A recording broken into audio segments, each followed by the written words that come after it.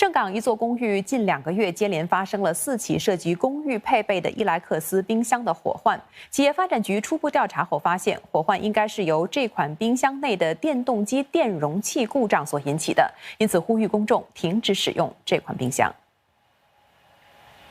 企业发展局的文告指，涉及火患的这款伊莱克斯冰箱型号为 ENN2754AOW。序列号首3位数字为512或以下。当局说，这款冰箱没有在市面上销售，共有1807台这款冰箱在2013到2018年间被提供给除了 River Sales 公寓以外的另外4个公寓和多个商家。伊莱克斯将和所有受影响的客户联系，消费者也可以自行联系伊莱克斯寻求协助。